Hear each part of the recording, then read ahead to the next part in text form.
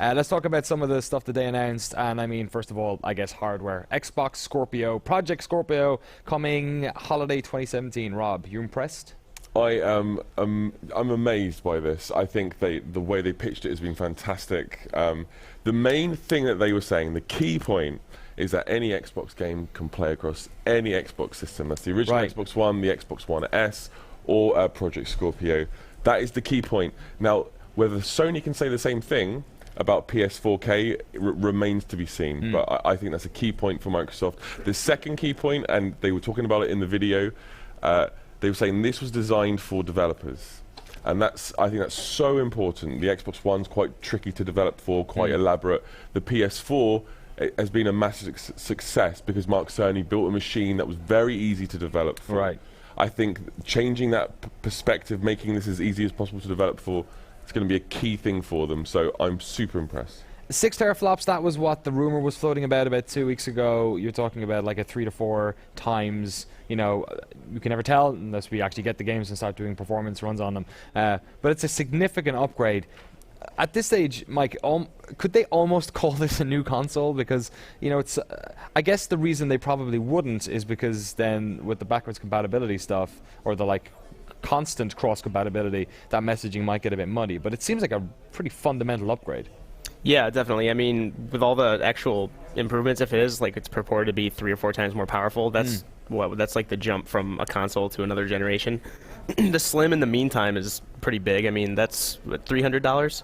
Yeah, it doesn't seem too out of people's ballparks, I guess. Just like to fill that gap before, because holiday 2017 is sort of a while away for this kind of announcement, I guess. Well, maybe not for this kind of announcement. You know, like consoles are always rumored for a while, but you still have like PS4.5, whatever it's called, that's going to be announced, you know, in the interim. We'll see when they actually release. But like Rob had said, the fact that it's kind of this lineup of consoles, it's like this brand now. It's not exactly, they're not marketing as a new console, despite the fact that from a hardware standpoint, it kind of is. Yeah, I guess it's probably the new frontier of consoles, this incremental sort of upgrades. This also sort of cleared up some of the virtual reality stuff that came out of Bethesda when they said, hey, we're launching Fallout 4 on HTC Vive in March. I guess that's why they said that, maybe, because we're not going to get... I mean, Microsoft didn't talk about virtual reality at all. The rumor was that they were in with Oculus. So maybe you could interpret that as, okay, all that stuff's going to come on Scorpio in, you know, holiday 2017. We'll talk about that later. What's your read on that, Rob? Well, the big question is, what virtual reality device are they talking about? They're saying this console is VR ready, it's VR capable, no compromise is what they were saying. Slight dig at Sony, if you ask me, because Morpheus is quite a modestly powered VR device. They're saying no compromises, but the question still hangs in the air. What VR device are they talking about? Are they talking about Oculus? Are they talking about Vive? Are they talking about both? Yeah, are they talking about HoloLens? Have they even made that decision yet? Right. Who knows? I'm not really interested in VR, but but you know, it's quite an interesting point, I think. Yeah, Dave. Before the show, you were talking a lot about how, you know, it is time for the Xbox Slim.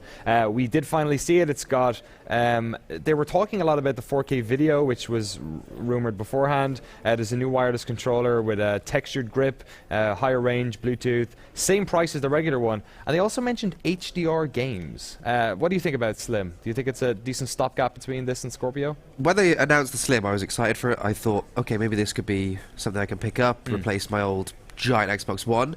But then at the end, when they announced the Scorpio, I was like, what's the point now? Right. Yeah. Like, surely I'm just going to save my $300, wait maybe an extra year, deal with the Xbox One I currently have, and then get a Scorpio. Yeah. But for people who want to get into Xbox One gaming, I think it would be a good stopgap because, like they said, everything now works on everything. Yeah, they've really torn down some walls here. The interesting thing about that, $299, I mean, it's basically going to replace the Xbox now. I don't see why anyone would go for that. It looks super slick as well. And then the other thing that they added, I guess we should throw in with this lot, is the customizable controllers in Design Lab. This is like the least Microsoft thing ever, to like let people make their own controllers. What do you think about this one, Rob? I'm really excited to build my own controller. How much would you spend? I would spend $50 right now for a regular ass one, $150 for your esports controller.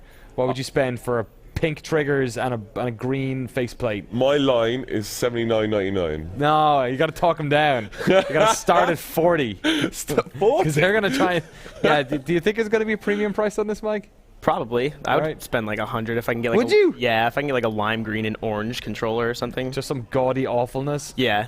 You could change up the D-pad and the thumbsticks. Put my name at the bottom. So I'm guessing this works like whatever, like what were you saying, like that Nike store in New York where you just walk in and Yeah, some like the bigger Nike, like Nike Town has those shoe labs. Town. You can design every aspect from the swoosh to the. I can see every Little plug for game Nike. being released as an Xbox One exclusive now, coming with a pre-order bonus of controller skins, though. Right, yeah. Yeah. They just That's like cool. pre-built. I mean, yeah, that Nike stuff you can do online as well, and like Puma as well, and a couple of other shoe stuff. So perhaps this is via a web page or an app of some sort. I guess we'll find out soon enough. Okay, let's get into the other interesting. I guess another interesting announcement we saw today was the walls of the software software walls have been sort of like taken down between PC and Xbox One. And we talked a little bit about this before the show started, but this was pretty ubiquitous across all the games they were talking about. Rob, what was your take on what is Xbox's crossplay? What have they called it again? Play anywhere. I think Play it's anywhere, called. anywhere, wherever you want. This is part of Microsoft's continued efforts to be more and more and more like Sony and more and more and more and more like Valve. Right. This is cross-buy, cross-play on Xbox, basically. It's a long time coming. I'm glad it's here. I don't know how successful it's going to be. I don't know how many people are in that Venn diagram of Windows 10 fans and Xbox One Right. fans who want to play a game between their PC and their console. I don't know how many of those people exist. I think the biggest problem they had previously with this was that if you owned a PC, because the Xbox One was so underpowered, that you were like, okay, well, if I'm going to get Quantum Break on both of these, or any of these games, you'd be like, no, I'm definitely playing it on PC. Like, I played The Witcher 3 on Xbox One, and then when I built my new PC, I have never touched that again. Like, you'd never choose one or the other. And the thing with the Sony stuff was that, like, it was on PS4 and Vita. And it made sense, because they're like two different use cases for playing games, right? So it did feel like an value-added thing. So, I mean, lots of games have this. They were talking about Gears of War was going to be on that, Forza Horizon 3. They've also talked about cross-save being sort of ubiquitous, and cross-play then between a lot of these as well. So we had Xbox One folks playing with PC folks in Forza as well. It's a better deal than the Sony thing, right, Mike? Because it's like these are full-price games. It's not like, Vita. I like my Vita, but it's a Vita, Yeah, it's like Guacamelee and stuff. Yeah. Good game, but Indie games mostly, right? Yeah. No, like this is, you buy Gears of War 4, you have it on both platforms. Like you said, it makes a little more sense to have one that's like kind of a mobile thing and one that's or handheld and one's like stationary in your living room. It's kind of odd that it would be odd if like PC and consoles were just kind of you buy one, you don't have the other, even though you're playing in the same space.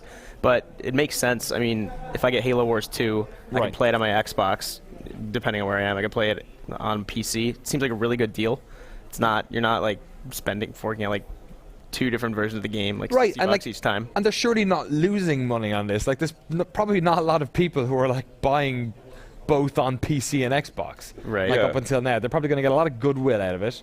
It's going to feel like an alu-vad every time you buy an Xbox, because every person buying an Xbox, they're like, oh, all these games are going to now work on I it. think from their perspective, it encourages PC owners to check out an Xbox, encourages Xbox One owners to upgrade to Windows 10, which Microsoft Right. really wants Yeah, you to do. that's a good point. Because it's not going to be Windows XP, presumably, not going to be Windows 8, it's going to have to be Windows 10. ME.